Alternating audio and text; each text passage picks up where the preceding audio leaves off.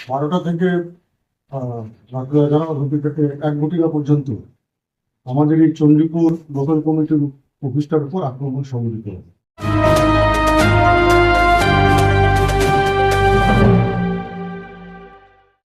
রাতের অন্ধকারে সিপিআইএম এর চণ্ডীপুর বিধানসভার অন্তর্গত দলীয় অঞ্চল কমিটির অফিসে ভাঙচুর চালায় একদল দুষ্কৃতী। রাত প্রায় 11টা থেকে রাত প্রায় 1টা পর্যন্ত চলে এই ভাঙচুরের ঘটনা। সিপিআইএম এর দলীয় অঞ্চল কমিটির অফিসে গেটের তালা ভেঙে ভেতরে ঢুকে প্রায় 20 থেকে 25 জনের একটি দুষ্কৃতিকারীদের দল অফিসে থাকা চেয়ার, টেবিল, জেরক্স মেশিন সহ বাথরুমে থাকা বিভিন্ন ব্যবহৃত জিনিস ভাঙচুর করে বলে অভিযোগ করেন সিপিআইএম ঊনকোটি জেলা সম্পাদক কৃষ্ণেন্দু চৌধুরী। তিনি এও বলেন, সেখানে থাকা দলীয় পতাকা উপড়ে ফেলে দেওয়া ছাড়াও প্রয়াত উপমুখ্যমন্ত্রী বৈদ্যনাথ মজুমদারের ছবি দেওয়াল থেকে উপড়ে ফেলে দেওয়া হয়। এই ঘটনার নিন্দা জানান জেলা সম্পাদক সহ উপস্থিত সকলেই। গোটা ঘটনায় অভিযোগের তীর শাসক দল বিজেপির দিকে। মঙ্গলবার রাতের অন্ধকারে সুযোগ নিয়ে 20 থেকে 25 জন চণ্ডীপুরে সিপিআইএম অঞ্চল কমিটি পার্টি অফিসে ভাঙচুর চালায়। পাশাপাশি অফিসের ভেতরে থাকা জিনিসপত্র তছনছ করে দেয় ওই দুষ্কৃতিকারীরা। গতকাল ঘটনা ঘটাকালীন সময় দলীয় কর্মীদের সূত্রে সিপিআইএম ঊনকোটি জেলা সম্পাদক কৃষ্ণেন্দু চৌধুরী জানতে পারেন যে চণ্ডীপুরে দলীয় অফিসে ভাঙচুর চলছে। তখন রাতেই তিনি কৈলাসহর থানায় খবর দিলে পুলিশ ঘটনাস্থলে পৌঁছায় এবং ঘটনাস্থল থেকে দুষ্কৃতিকারীরা পালিয়ে গেল। প্রীতম পাল নামে এক দুষ্কৃতিকারীকে গ্রেপ্তার করতে সক্ষম হয় কৈলাসহর থানার পুলিশ। বর্তমানে প্রীতম পাল কৈলাসহর থানায় আটক রয়েছে। আজ সকালে সিপিআইএম দলের পক্ষ থেকে চণ্ডীপুর অঞ্চল কমিটির অফিসটি পরিদর্শন করেন ঊনকোটি জেলার সম্পাদক কৃষ্ণেন্দু চৌধুরী, মহকুমা সম্পাদক বিশ্বরূপ গোস্বামী সহ দলীয় বিভিন্ন সমর্থকেরা।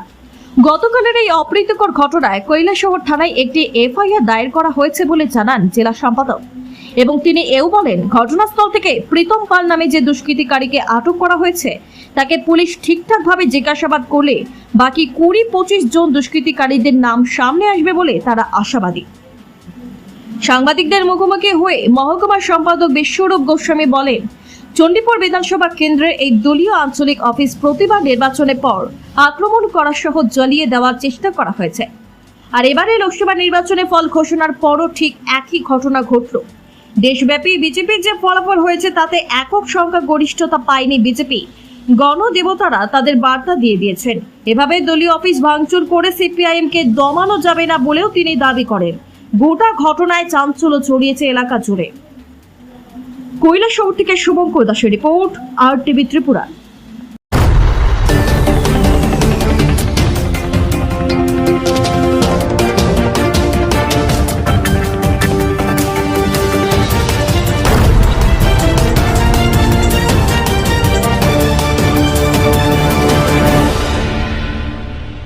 রাত্র আনুমানিক 12টা থেকে রাত্রি 11 থেকে 1 পর্যন্ত আমাদের এই চণ্ডীপুর লোকাল কমিটির অফিসটার উপর আক্রমণ সংঘটিত হয়। আমাদের মহকুমা সম্পাদক বিশ্বরূপ গোস্বামী সোর্স থেকে খবর পায় কীভাবে ভাঙচুর চলছে। সাথে সাথে কৈলাসহর পিএসএ ইনফরমেশন দেওয়া হয়। কৈলাসহর পিএস সাথে সাথে মুভ করেন এবং কৈলাসহরের পিএস যখন আমরা পরবর্তী সময় জানতে পারি যে আসার পর যে মিসক্রেন্টগুলো এখানে ছিল সবাই দৌড়ে পালিয়ে যাওয়ার চেষ্টা করে। এর মধ্যে একজন মিসক্রেন্টকে হাতে হাতে ধরা পড়ে, তার হাতে প্লাস, তারপরে হেমার, হাতুড়া, দুটা হাতি ছিল এবং তাকে রাত্রিবেলায় তাকে ধরে নিয়ে যায়। প্রীতম পাল নামে স্থানীয় বাসিন্দা তাকে নিয়ে যায়। গ্রুপের না হলেও 20-25 জনের একটা গ্রুপ ছিল সেখানে এবং অফিসে আপনারা সচক্ষে দেখেছেন আমাদের বিভিন্ন আসবাবপত্র এবং বাথরুম, টয়লেটের সমস্ত জিনিসপত্র এবং উপরের তারা আমাদের একটা কম্পিউটার জেরক্স মেশিন ছিল সেটাকে ভাঙা হয়। আমাদের যে পার্টির ব্ল্যাক হোল সেটাকে উড়িয়ে ফেলে দেয়। এই বিভিন্নভাবে ঘটনাগুলি ঘটে। এখানে রাত্রিবেলা পুলিশ এটা ঠিক যে সাথে সাথেই আসায় আর বড় কিছু ঘটনা ঘটেনি। তখনই পুলিশ থেকে বলা হয় যেহেতু তালা ভেঙে দেওয়া হয়েছে, একটা তালার যদি ব্যবস্থা করে দেওয়া যায় তাহলে পার্টি অফিসটা তালা মেরে তারা চাবিটা আমাদেরকে দিয়ে যাবে। যদি আশেপাশে কেউ থাকে তার থেকে ম্যানেজ করে দেওয়া যাবে।